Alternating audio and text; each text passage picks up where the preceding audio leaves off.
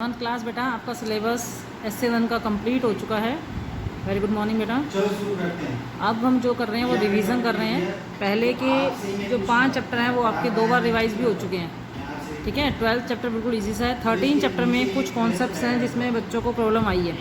मैंने उन्हीं कॉन्सेप्ट्स के बेसिस पे कुछ क्वेश्चंस लिए हैं और दोबारा प्रिपरेशन करा रही, दोबारा वीडियो बना रही हूँ। आपने ये वीडियो ध्यान से देखनी है, रिवीजन भी होगी आपकी। ठीक है, तो पहला कॉन्सेप्ट है, यदि आपको कोई 30% वैल्यू दी हुई है ऑफ एक्स इज़ जो भी वैल्यू दी हुई है, यहाँ पर इस स्टेटमेंट को खोलना नहीं आता बच्चों को। तो स्टेटमेंट खोलने के लिए सबसे पहले जो भी आपको नंबर दिया है वो आप न्यूमिनेटर में लोगे, और जो परसेंटेज है परसेंटेज को आपने हटाना है और उसको डिनोमिनेटर में लिखना है। लाइक ऑफ की जगह पर आप मल्टीप्लाई लिखोगे, एक्स आप एज इट इज़ लिखोगे, इज़ की जगह पर इक्वल और ₹900। ये स्टेटमेंट हमने सिंपल कर ली। हमें एक स्टेटमेंट दी हुई थी और हमने सिंपल इक्वेशन के रूप में ले लिया। ठीक है, अब क्योंकि आपको x की वैल्यू चाहिए तो आप x को लेफ्ट हैंड साइड में ही छोड़ोगे। ठीक है, राइट हैंड साइड में जो नंबर लिखा हुआ है वो एज इट इज़ लिखोगे। लेफ्ट हैंड साइड में ये जो मल्टीप्लाई में नंबर दिया हुआ है, मल्टीप्लाई में है ना, तो आपने इधर जाकर डिवाइड में लिखना है। डिवाइड का मतलब होता है कि आपको पलट कर मल्टीप्लाई करना है। डिवाइड का मल्टीप्लाई करोगे और मल्टीप्लाई करने के बाद ये जो भी आपकी फ्रैक्शन है इसको रिवर्स करोगे। डिवाइड का रूल यही कहता है। ठीक है, 10 से 10 कट, 3 की टेबल में 30 पर आ गया तो आंसर आ गया 3000 रुपीज़। ठीक है, रुपीज़, क्योंकि रुपीज़ में आंसर था तो रुपीज़ लगाएंगे। ओके, इस तरीके से आपने कोई भी स्टेटमेंट सोल्व करनी है। जो क्वेश्चंस मैं कराऊंगी उसी के पैटर्न के मैं दूसरे एग्जाम्पल्स दूंगी, आपको खुद सोल्व करके मुझे भेजने हैं। ठीक है, सेकंड क्वेश्चन देखेंगे। कोई भी नंबर दिया हुआ है और आपको परसेंटेज में डिवाइड करने के लिए बोल रहा है। वो कोई भी आपको डेसिमल नंबर है और आपको परसेंटेज में डिवाइड करना है। तो देखो, सबसे पहले तो आप डेसिमल हटाओ। डेसिमल हटा रहे हैं तो हमारे पास 100 आ रहा है। यदि आपके पास नीचे डिवाइड में 100 आ गया है तो देन डायरेक्ट ही परसेंटेज बन जाएगी। बट यदि आपके पास हो सकता है नंबर दिया हुआ था 0002, ठीक है, तो यदि मैं इसका डेसिमल हटा रही हूँ तो मेरे पास नीचे 1000 आ गया। आपके पास आपको कितने ज़ीरो की रिक्वायरमेंट थी? 2 ज़ीरो की रिक्वायरमेंट थी, तो 2 ज़ीरो को आप अलग कर दो और जो भी ज़ीरो आपकी बचेंगे उसको आप अलग लिख लो। तो मैंने 10 अलग लिख लिया और 100 अलग कर दिया। ठीक है, अब ये जो 100 था इसका तो आपने परसेंटेज बना दिया, क्योंकि परसेंटेज हमेशा तभी बनता है जब डिवाइड में 100 हो। उसकी तो आपने परसेंटेज बना दिया, 2/10 परसेंटेज। ठीक है, 2/10 परसेंटेज हो गया। अब आप यदि ये नंबर कटता है या डिवाइड होता है इसको कर लो, तो ये आंसर आ गया 0.2 परसेंटेज। ठीक है, फॉर एग्जाम्पल आपके पास नंबर है 0.5, आपको इसको डेसिमल में परसेंटेज में लेके आना है। यदि मुझे सबसे पहले मैंने आपको बताया कि डेसिमल हटाओ, डेसिमल हटाने के बाद आपके पास केवल 1 ज़ीरो और आपको चाहिए कितनी थी? 2 ज़ीरो। तो आप 10 से मल्टीप्लाई ऊपर कर दो, 10 से मल्टीप्लाई नीचे, क्योंकि नंबर जितना आप नीचे बढ़ाओगे उतना आपको न्यूमिनेटर भी बढ़ाना होगा। ठीक है, तो अब आपके पास नीचे नंबर आ गया 100 और ऊपर आ गया 50। नीचे वाला जो 100 था वो आपका परसेंटेज बन गया, तो आंसर हो गया 50%। ठीक है, तो इस तरीके से हम किसी भी नंबर को परसेंटेज की फॉर्म में कन्वर्ट कर सकते हैं। कॉन्सेप्ट है सेलिंग परचेजिंग का। ठीक है, यदि हमारे को CP गिवन है, चलो मैं इस क्वेश्चन से ही करवाती हूँ। रवि परचेज का मतलब हमें गिवन है CP। परचेज का मतलब होता है CP गिवन है 24,000 रुपीज़, हमें CP गिवन है। Sell it 40% profit percentage given है। ठीक है, परसेंटेज भी मालूम है आपको। देन आपको सेलिंग प्राइस निकालना है। मैंने आपको बताया था कि SP निकालने का फार्मूला क्या होता है? CP मल्टीप्लाई ब्रैकेट शुरू 100 प्लस प्रॉफिट परसेंटेज। 100 के अंदर आपने प्रॉफिट परसेंटेज सबसे पहले जोड़नी है, अपोन में आपको 100 लिखना है। इस फॉर्मूले को आपको यूज़ करोगे तो आपका क्वेश्चन गलत नहीं होगा। फॉर्मूला यूज़ करना नहीं आ रहा बच्चों को। देखो, सबसे पहले आपने CP की जगह पर CP की वैल्यू लिखो, लिख ली, मल्टीप्लाई 100 में प्रॉफिट परसेंटेज, प्रॉफिट कितना है 140, 100 में 40% जोड़ दो, अपोन में 100। ठीक है, 24,000 एज इट इज़, आपने 100 में 40 जोड़ा तो 140 अपोन में 100।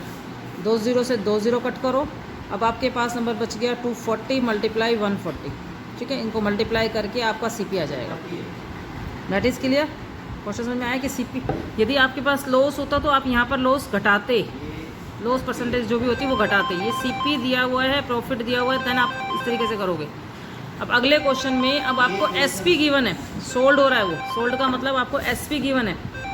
एसपी का मतलब होता है सेलिंग प्राइस, आपको एसपी गिवन है, ठीक है। और लॉस परसेंटेज भी दी हुई है, तो लॉस परसेंटेज लिखेंगे।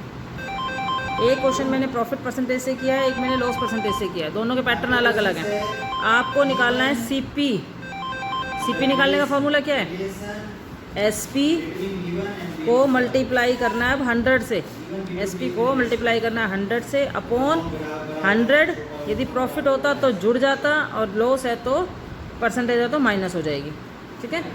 एसपी, एसपी कितना है हमारे पास? 17,000 लिख दिया as it is, multiply 100 upon में 100 में से लॉस परसेंटेज मतलब 15% माइनस करो, कर दिया। 17,000 मल्टीप्लाई 100 अपॉन में 85, ठीक है। 85 आ गया। 85 के टेबल में ये कितने पर कट रहा है? 2 पर 2 0 बच गए। तो इसका मतलब हमारी जो प्रोडक्ट था वो 20,000 रुपये का था, जिसको हमने 17,000 में बेचा।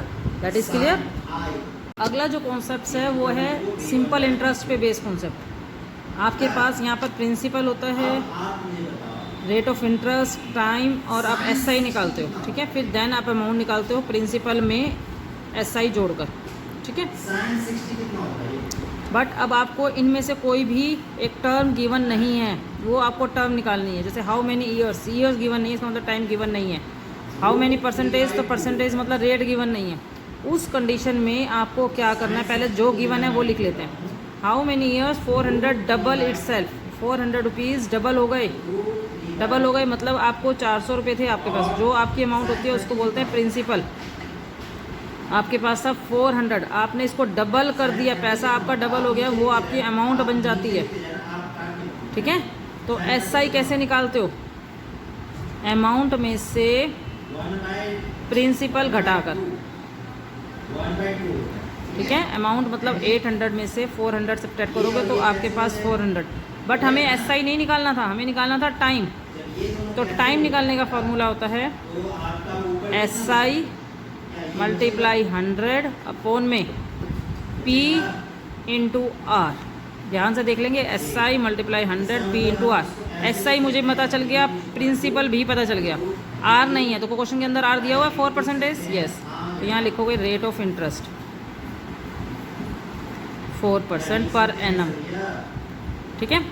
अब फार्मूले में पुट करो, एसआई कितना दिया हुआ है 400 मल्टीप्लाई 100, पी कितना है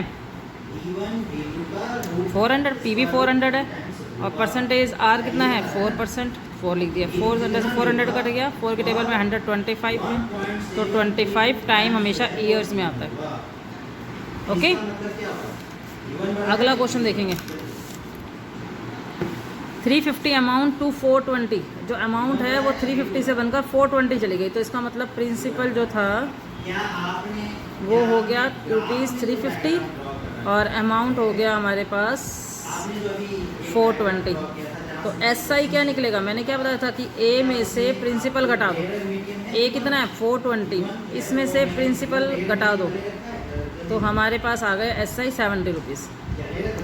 और क्या दिया हुआ है 2 ईयर्स, 2 ईयर्स का मतलब टाइम भी गिवन है, ठीक है। हमें निकालना क्या है? Rate of interest, rate of interest, ठीक है। इंटरेस्ट का फार्मूला क्या है? वही सेम, एसआई को मल्टीप्लाई करो 100 से, पी के साथ अब आर नहीं आएगा, टी आएगा, टी मतलब टाइम।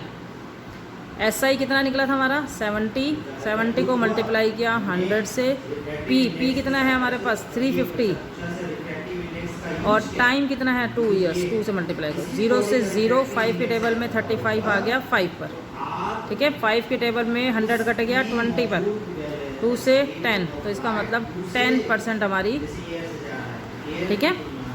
मैंने आपको 6-7 कॉन्सेप्ट्स करवाए हैं, इन कॉन्सेप्ट्स को बहुत अच्छे से आप स्टडीज़ करोगे, और इससे रिलेटेड मैं आपको ये क्वेश्चन आपने कॉपी में नहीं करने हैं, ये समझने हैं, ठीक है। मैं इसके अलावा जो आपको क्वेश्चन वर्कशीट बनाकर भेजूंगी वो वर्कशीट आपको करके मुझे सेंड करनी है 12 बजे से पहले, ठीक है। 12 बजे से पहले वो वर्कशीट मुझे करके सेंड करनी है, ये क्वेश्चन मुझे सेंड नहीं करने आपने, ठीक है। Thank you, have a nice day.